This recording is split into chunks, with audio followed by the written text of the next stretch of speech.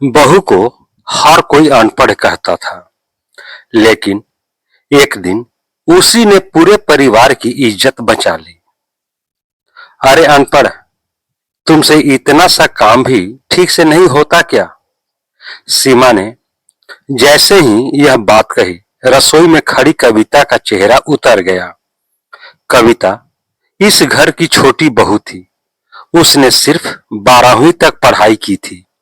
उसके पिता एक छोटे किसान थे और आर्थिक तंगी के कारण वह आगे पढ़ नहीं पाई थी। दूसरी तरफ उसकी जेठानी सीमा शहर के बड़े कॉलेज में एमबीए कर चुकी थी। उसे अपनी पढ़ाई और नौकरी पर बहुत गर्व था। सीमा अक्सर घर में सबके सामने कविता को अनपढ़ कहकर बुलाती थी। कभी चाय में चीनी थोड़ी कम हो जाए तो, अरे अनपढ़, इतना भी नहीं पता।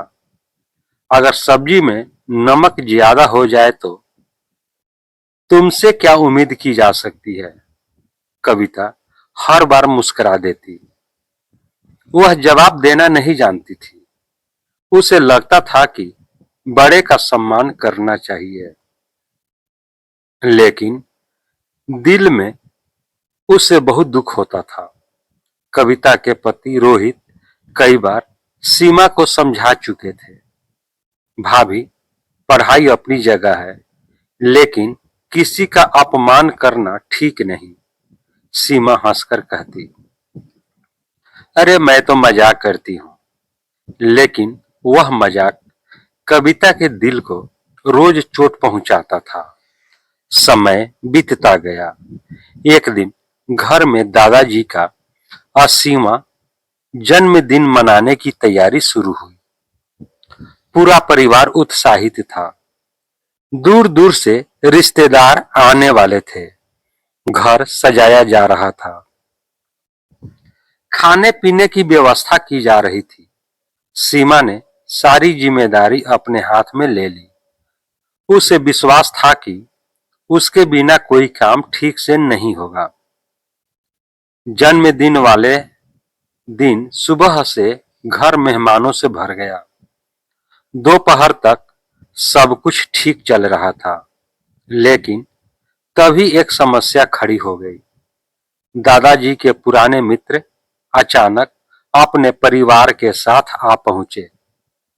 अब मेहमानों की संख्या पहले से लगभग 20 लोगों ज्यादा हो गई थी। खाने की व्यवस्था कम पड़ने लगी। सीमा परेशान हो गई। कैटरिंग वाले ने साफ कह दिया, मैडम, अतिरिक्त खाना तैयार होने में कम से कम 3 घंटे लगेंगे। घर में हड़कंप मच गया। कुछ लोग कहने लगे कि अब क्या होगा? अगर मेहमानों को खाना नहीं मिला तो परिवार की बदनामी हो जाएगी।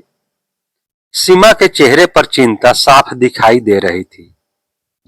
वह बार बार फोन कर रही थी, लेकिन कोई समाधान नहीं निकल रहा था।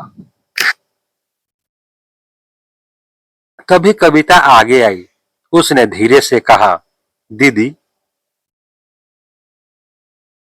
अगर आप अनुमति दे तो मैं कोशिश कर सकती हूँ। सीमा ने तिरस्कार भरी नजरों से देखा। तुम क्या कर लोगी? यह कोई गांव का छोटा मोटा भोज नहीं है। कविता चुप रही, लेकिन तभी दादाजी बोले, बेटी, कोशिश करने में क्या बुराई है? कविता तुरंत रसोई में चली गई। उसने घर की दूसरी महिलाओं को साथ लिया। फिर स्टोर रूम में जाकर उपलब्ध सामान देखा। चावल, दाल, आलू, मटर, आटा और मसाले पर्याप्त मात्रा में थे। कविता वर्षों से गांव में बड़े बड़े सामाजिक कार्यक्रमों में खाना बनते देखती आई थी। उसे अंदाजा था कि सीमित संसाधनों में ज्यादा लोगों का भोजन कैसे तैयार किया जाता है। उसने सबको काम बांट दिया। कोई सब्जियां काटने लगा, कोई आटा गूंथने लगा, कोई दाल बनाने लगा। खुद कविता लगातार सब पर नजर रख रही थी। करीब 1.5 घंटे बाद रसोई से स्वादिष्ट खाने की खुशबू आने लगी। कुछ ही देर में गर्मा गर्म भोजन तैयार हो गया। मेहमानों को खाना परोसा गया। सब ने बड़े चाव से खाना खाया। दादाजी के मित्र तो बार बार तारीफ कर रहे थे। बहुत वर्षों बाद इतना स्वादिष्ट भोजन खाने को मिला है। जिसने भी बनाया है उसके हाथों में जादू है। पूरा परिवार राहत की सांस ले रहा था। सीमा हैरान थी। जिस काम को वह असंभव समझ रही थी उसे कविता ने आसानी से संभाल लिया था। लेकिन असली घटना अभी बाकी थी। शाम को समारोह खत्म होने के बाद दादाजी के एक मित्र ने कहा, बेटा, आज सिर्फ खाने की वजह से नहीं बल्कि एक और बात से मैं बहुत प्रभावित हुआ हूं। सब उनकी ओर देखने लगे। उन्होंने कविता की तरफ इशारा करते हुए कहा, जब मैं आया था तब मैंने देखा कि यह लड़की हर बुजुर्ग के पैर छू रही थी, सबका हाल पूछ रही थी और पूरे दिन बिना थके सेवा कर रही थी। फिर उन्होंने सीमा की तरफ देखकर कहा, डिग्री इंसान को नौकरी दिला सकती है लेकिन सम्मान उसके संस्कार दिलाते हैं। पूरा हॉल शांत हो गया। सीमा का सिर झुक गया। उसे पहली बार एहसास हुआ कि वह जिस कविता को अनपढ़ समझकर छोटा मानती थी वह वास्तव में उससे कहीं ज्यादा समझदार और संस्कारी थी। रात को जब सब सोने जा रहे थे तब सीमा धीरे से कविता के कमरे में पहुंची। कविता कपड़े समेट रही थी। सीमा ने कहा, कविता, मुझे तुमसे कुछ कहना है। कविता मुस्कुराई, जी दीदी। सीमा की आंखें भर आई। मैंने हमेशा तुम्हारा मजाक उड़ाया, तुम्हें अनपढ़ कहकर बुलाया। मुझे लगता था कि डिग्री ही सब कुछ होती है, लेकिन आज मुझे समझ आया कि असली शिक्षा इंसानियत, व्यवहार और संस्कार में होती है। कविता चुपचाप सुनती रही। सीमा ने उसका हाथ पकड़ लिया, मुझे माफ कर दो। कविता की आंखों में भी नमी आ गई।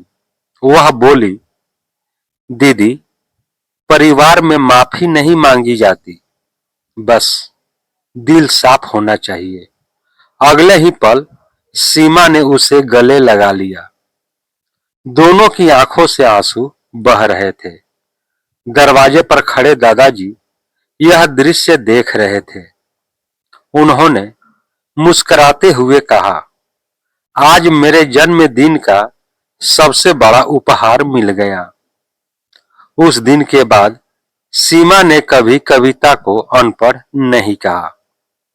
अब वह उसे नाम लेकर बुलाती थी और जब भी कोई उसकी कम पढ़ाई का मजाक उड़ाता, सीमा सबसे पहले उसका पक्ष लेती, क्योंकि अब उसे समझ आ गया था कि डिग्री से बड़ा इंसान का चरित्र होता है और शिक्षा से बड़े उसके संस्कार।